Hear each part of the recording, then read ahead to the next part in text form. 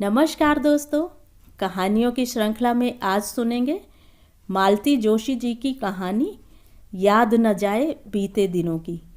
लेकिन उससे पहले मेरा आपसे विनम्र अनुरोध है कि अगर मेरे द्वारा सुनाई हुई कहानियाँ आपको अच्छी लगती हैं तो मेरे चैनल को सब्सक्राइब ज़रूर करें, लाइक करें और अपने दोस्तों और परिचितों में शेयर भी करें। बेल आइकन दबाना बिल्कुल भी ना भूलें। आज सुनिए याद न जाए बीते दिनों की। थकान से बदन चूर चूर हो रहा था। सोचा था बिस्तर पर लेटते ही नींद आ जाएगी, पर कई बार अत्यधिक थकान से भी नींद भाग जाती है। वही मेरे साथ हुआ, और थकान भी क्या आज भर की थी। आज के समारोह की तैयारियां तो 15 दिन पहले से ही शुरू हो गई थीं। हर जगह मुझे ही सिर देना था। पंडित जी पूजा के सामान की लिस्ट मुझे ही थमाकर फुर्सत हो गए थे। शाम की पार्टी का मेन्यू भी अलग था, कैटरर भी अलग थे, पर दोपहर के भोजन की व्यवस्था मुझे ही संभालनी थी। हलवाई को लेकर काफ़ी माथापच्ची करनी पड़ी थी। उसने जो सामग्री बताई थी वह मेरे हिसाब से दुगनी तिगुनी थी। काफ़ी बहसबाजी के बाद तालमेल बैठ पाया था।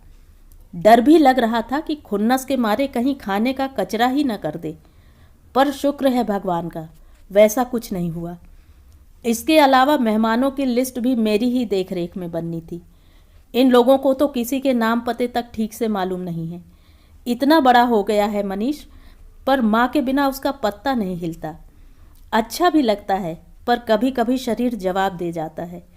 तैयारी तो खैर बहू रानी भी कर रही थी, पर उनका क्षेत्र अलग था। उनकी चिंताएं दूसरी थीं।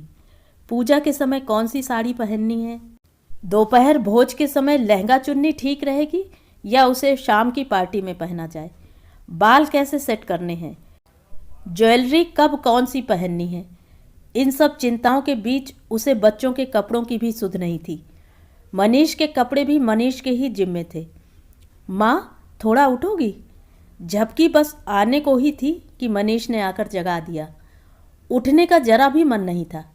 सोचा कह दूं कि अब जो भी है सुबह देखेंगे। अब बिल्कुल हिम्मत नहीं है, पर कहते नहीं बना।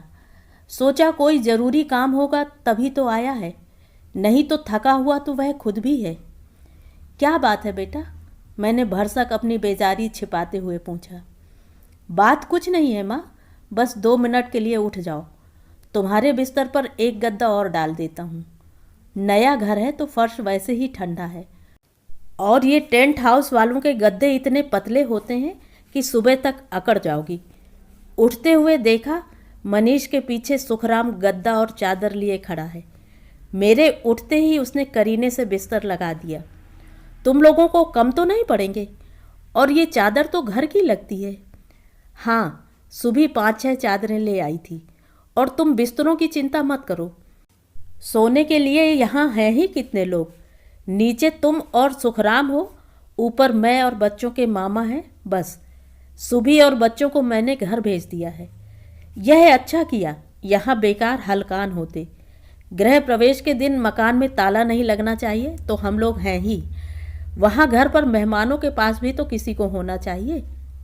अच्छा माँ, अब मैं सोने जा रहा हूँ, तुम भी आराम करो। बाथरूम की लाइट खुली छोड़ रहा हूँ। नई जगह है, रात को कहाँ टटोलती फिरोगी। और सुखराम बगल वाले बरामदे में ही सो रहा है, ज़रूरत पड़े तो जगा लेना। मैं भी सीढ़ियों के बगल वाले कमरे में ही हूँ, नीचे से आवाज़ दोगी तो भी सुन लूँगा। अच्छा, गुड नाइट। उसके बाद देर तक मुझे भावातिरेक के कारण ही नींद नहीं आई। मनीष की अपने प्रति निष्ठा और चिंता देखकर मन गदगद हो उठा था। अपने बच्चों के लिए तो दुनिया की हर माँ खटती है, पर उसके कष्टों का एहसास कितने बच्चों को होता है। मनीष मेरे संघर्ष को भूला नहीं है, इसलिए अब मुझे हर तरह का आराम देना चाहता है। इस खूबसूरत कमरे पर अभी से मेरे नाम का लेबल लग गया है। वास्तु देवता की पूजा उसने इसी कमरे में करवाई है। अपने पापा की एक बड़ी सी तस्वीर भी उसने कल ही मढ़वा कर दीवार पर लगा दी है। मैंने पता नहीं कब किस प्रसंग में कहा था कि लोग इतने बड़े बड़े घर बनवाते हैं, पर ठाकुर जी के लिए ज़रा भी जगह नहीं छोड़ते। कहीं भी किसी भी कमरे के कोने में स्थापित कर देते हैं। अपन जब घर बनाएंगे तो एक पूजा घर जरूर बनवाएंगे, और एक तुलसी चौरा भी। मैं तो कहकर भूल गई थी, पर मनीष नहीं भूला। पूजा घर तो उसने बनवाया ही। कल पीछे वाले आंगन में संगमरमरी तुलसी चौरा दिखाकर मुझे सुखद आश्चर्य से भर दिया। ऐसी गुणी संतान कितनों के भाग्य में होती है। मुझे अपनी ही नज़र न लग जाए कहीं। जब देर तक नींद नहीं आती तो बाथरूम का चक्कर लगाना लाजमी हो जाता है। इस सजीले बाथरूम पर तो देखते ही लट्टू हो गई थी। यूं तो मनीष के बंगले में भी 3-3 बाथरूम हैं और खासे बड़े भी हैं, पर सरकारी बंगलों में ऐसी नफासत, ऐसा सौंदर्य बोध कहाँ होता है। यहाँ तो नीचे से ऊपर तक खूबसूरत टाइल्स लगी हुई हैं। संगमरमर का चमकदार फर्श है। हल्के नीले रंग का वॉश बेसिन है। उसी से मेल खाती टॉयलेट सीट और छोटा सा कवर्ड, बड़ा सा गीजर और नाजुक सा फव्वारा, स्टील के चमकदार नल और वैसी ही कपड़े टांगने की खूंटियाँ। मैं तो दिन में ही देखकर निहाल हो गई थी। अब बल्ब के दूधिया प्रकाश में तो वह बहुत ही सुंदर लग रहा था। मैं तो मुग्ध हो गई। सुशीला रानी, मैंने अपने आप से कहा, कभी सपने में भी ऐसा बाथरूम देखा था? मुझे पान दरीबा वाले अपने मकान का बाथरूम याद आया। उसे बाथरूम कहना उस शब्द की तौहीन करना था। रसोई घर के एक कोने में ही 2 दीवारें उठा दी गई थीं। दरवाजे के नाम पर एक पर्दा पड़ा रहता था। मुझे तो वहाँ नहाते हुए संकोच होता था। मैं रसोई घर ही बंद कर लेती थी, पर उससे लोगों को बड़ी परेशानी होती थी। पिछवाड़े जाने का वही एक रास्ता था। पिछवाड़े जहाँ किराएदारों के साझा टॉयलेट्स बने हुए थे। उन्हें टॉयलेट कहना भी इस शब्द का मखौल ही उड़ाना था। खैर, इसीलिए मैं ऐन सुबह उठकर नहा लेती थी। वही आदत अब भी बनी हुई है। रेलगाड़ी के डिब्बों जैसे 3 कमरों का घर था वह। बाहर वाला कमरा बैठक भी था और स्टडी रूम भी। बीच वाले कमरे में दिन में भी घुप अंधेरा रहता था। वह कहने को हमारा बेडरूम था, पर उस कमरे में दुनिया भर का सामान ठुसा हुआ था।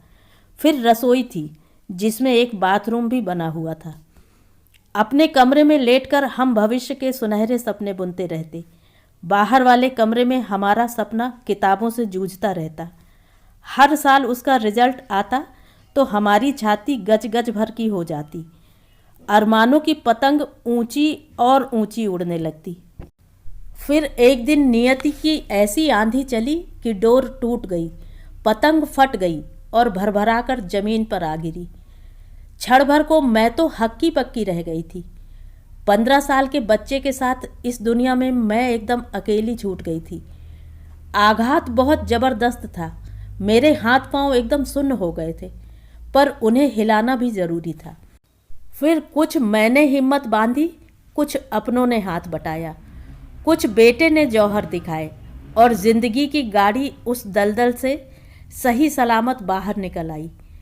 पान दरीबा वाला कबूतर खाना छोड़कर जिस दिन पहली बार मनीष के सरकारी क्वार्टर में प्रवेश किया, मुझे लगा जैसे मैंने मुट्ठी में आकाश भर लिया है।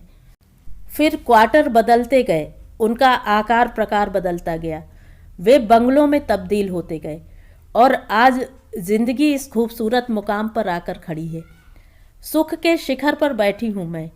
बस मन में एक ही कसक बार बार उठती, काश वे भी साथ होते, इस सुख में उनका भी हिस्सा होता। मेरी यही कसक अक्सर शब्दों में ढल जाया करती। तब पता नहीं था कि मेरे ये शब्द किसी को नागवार गुजरते होंगे। वो तो अच्छा हुआ जो समय रहते मनीष ने बता दिया। शाम को ठाकुर जी के सामने दिया बाती कर रही थी कि चपरासी ने आकर कहा, मम्मी जी साहब बुला रहे हैं। जाकर देखा, नीली चमचमाती कार से टेक लगाए साहब ऐन गेट के सामने खड़े थे।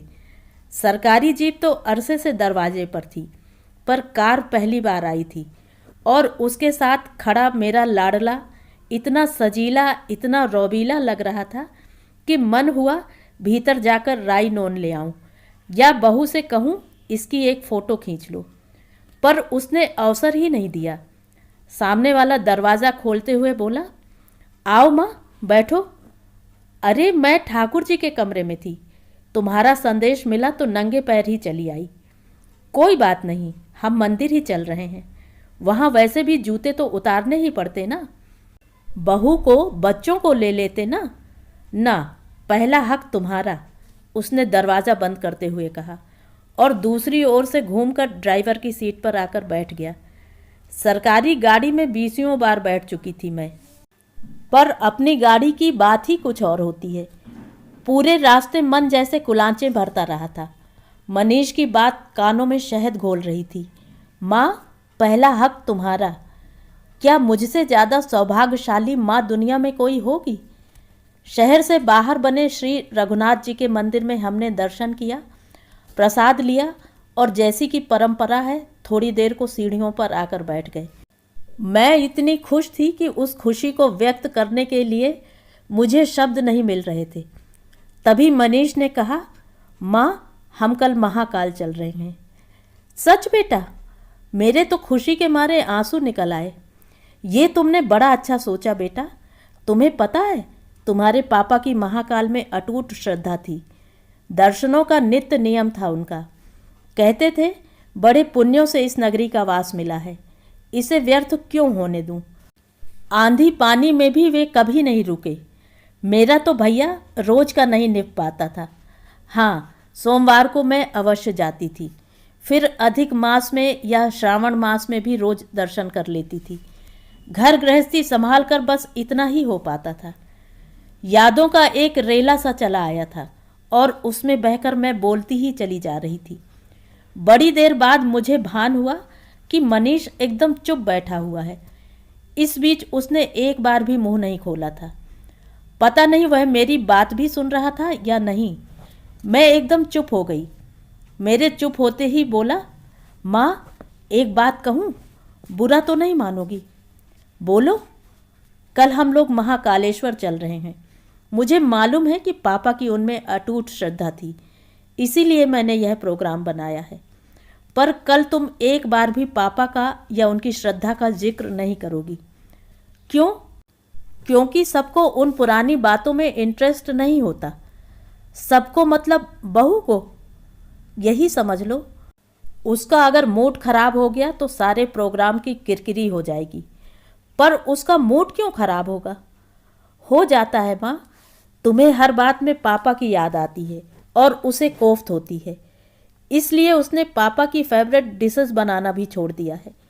कहती है, मम्मी बस उन्हीं की पुरानी बातों को लेकर बैठ जाती हैं। मेरे किए कराए पर पानी फिर जाता है। पर उनमें से कई चीज़ें तो तुम्हें भी अच्छी लगती हैं। लगती हैं, पर अब वह उनका नाम भी लेने नहीं देती। घर में शांति बनाए रखने के लिए मैं भी उनके लिए इसरार नहीं करता। लौटते समय मैं एकदम चुप थी। घर से चलते समय मनीष ने कहा था, माँ, गाड़ी में बैठने का पहला हक तुम्हारा बनता है। मैं पागल उन शब्दों को सच समझ बैठी थी और हुलस रही थी। अब समझ में आया कि मनीष मुझे अकेले में यह हिदायत देना चाहता था, इसलिए घुमाने का यह प्रपंच रचा गया। सोचकर मन एकदम उदास हो गया। मनीष की बातों को मन में दोहराते हुए याद आया कि घर में कब से तो भरवा करेले, चने का साग, कटहल की तरीदार सब्जी, लौकी का हलवा और गन्ने की रसखीर बनी नहीं है। ये चीज़ें जब भी बनती थी मनीष के पापा की याद आ जाती थी। उन्हें याद करना क्या इतना बड़ा गुनाह हो गया कि घर में वे सब चीज़ें ही वर्जित हो गईं। एक दिन बहू रानी को ऊन और सलाइयों के साथ देखा तो आश्चर्य हुआ। उसने बताया कि मनीष को बर्थडे पर सरप्राइज़ गिफ्ट देना चाहती है। मुझे पुरानी बातें याद आ गईं। मैंने कहा कि मैं भी तुम्हारे पापा को हर जन्मदिन पर स्वेटर बना कर देती थी। कम से कम दर्जन भर तो होंगे ही। उन्हीं के सहारे तो मनीष ने कॉलेज के दिन काटे हैं। नए बनाने की तब गुंजाइश ही कहाँ थी। इस बात को मुश्किल से 4 दिन बीते होंगे कि मैंने देखा माली, रसोइया, ड्राइवर, चपरासी सब मेरे बनाए स्वेटर पहने घूम रहे हैं। एक स्वेटर मेहरी के पति को भी उपहार में मिला था।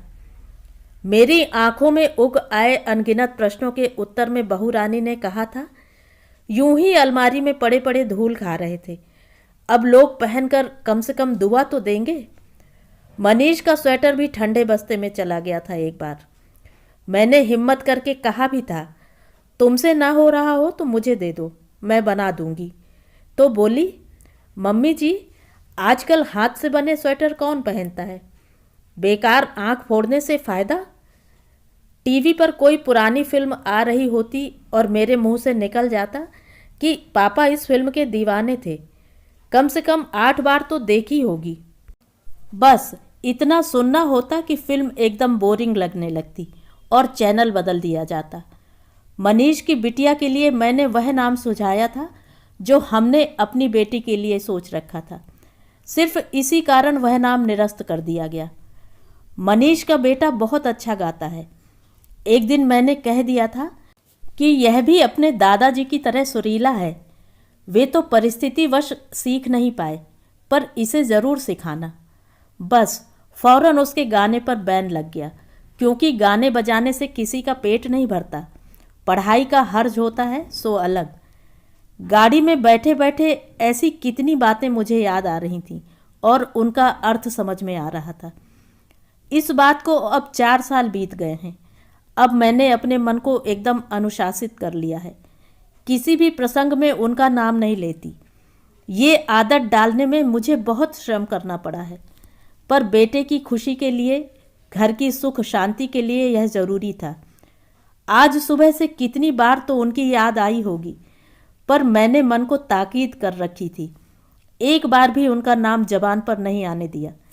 मेरी बहन ने, मेरी देवरानी ने एक आध बार जिक्र छेड़ने की कोशिश भी की, पर मैंने ही तूल नहीं दिया। जिज्जी तो आंखों में आंसू भर लाई थी, पर मैंने ही डपट दिया कि खुशी के मौके पर अच्छी अच्छी बातें करो, आंसू बहाकर असगुन क्यों करती हो। शील, फिर तुम इस खुशी के मौके पर मुंह लटकाकर क्यों बैठी हो। मैं चौंक पड़ी। ये किसकी आवाज़ थी। इस नाम से तो मुझे एक ही व्यक्ति ने पुकारा है।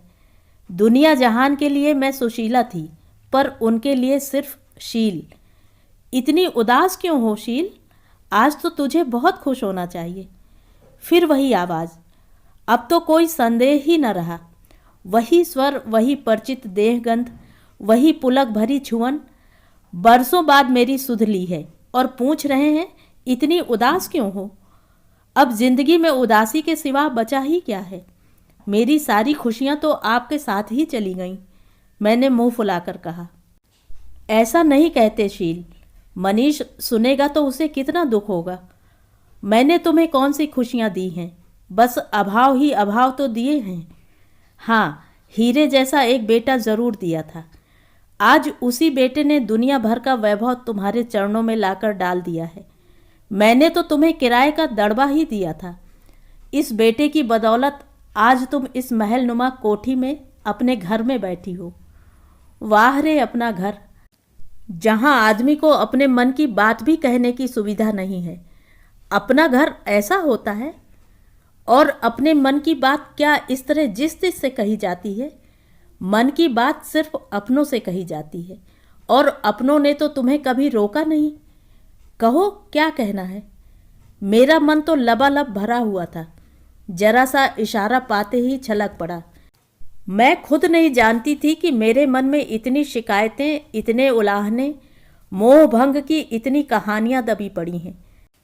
छाती पर इतने दिनों तक जैसे एक शिलाखंड सा रखा हुआ था, उसके जरा सा हटते ही पानी जैसे निर्बाध गति से बह निकला था।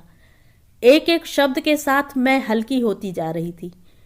बड़ी देर बाद भान हुआ कि सिर्फ मैं ही बोले जा रही हूँ। दूसरी ओर से ना तो कोई प्रतिक्रिया आ रही है, ना उत्तर। सो गए क्या? ना, कोई उत्तर नहीं। अब ना तो वह गंध ही थी, ना छुअन। मैंने उन्हें टटोलने के लिए जो हाथ बढ़ाया तो तड़ से किसी सख्त चीज से जा टकराया। पूरा हाथ झनझना उठा। दर्द से मैं बिलबिला उठी। दूसरे हाथ से अपनी चोट खाई हथेली को सहलाते हुए मैंने अपने चारों ओर देखा और मैं वर्तमान में लौट आई। मैं अपने बिस्तर पर लेटी हुई थी और नींद में मेरा हाथ दीवार से जा टकराया था। मैं इस समय अपने नए घर के उस कमरे में थी जहाँ वास्तु देवता की पूजा हुई थी। पूजा स्थल पर अखंड दीपक अब भी जल रहा था और प्रकाश का एक घेरा सा बना रहा था। बाथरूम के अधखुले दरवाजे से बल्ब की दूधिया रोशनी छन छन कर आ रही थी। यह गंगा जमनी प्रकाश दीवार पर लगी तस्वीर में प्रतिबिंबित होकर अजीब सा भ्रमजाल उत्पन्न कर रहा था। उसके बाद नींद आने का प्रश्न ही नहीं था। बिस्तर पर दम साधे मैं पौ फटने की प्रतीक्षा करती रही। चाय की तलब को मैंने बड़ी मुश्किल से रोका। सोचा रसोई में खटर पटर करूंगी तो बेचारा सुखराम जाग जाएगा। सो उठकर सीधे नहाने चली गई। नहाकर निकली तो पिछवाड़े आंगन में तुलसी चौरे के पास आकर खड़ी हो गई। माली ने कल ही उसमें एक नन्हा सा बिरवा रोपा था। उसे प्रणाम करते हुए मैंने कहा, तुलसी महारानी, इस घर को हमेशा हंसता खेलता रखना, दुख की छाया भी इसे छू न पाए। मैं आंख मूंद कर प्रार्थना कर रही थी कि लगा पीछे कोई आकर खड़ा हो गया है। मैंने मन ही मन कहा, श्रीमान, रात के अंधेरे में तो आप मुझे बेवकूफ़ बना गए, पर दिन के उजाले में भी चली जाऊं, ऐसी बेवकूफ़ नहीं हूं मैं।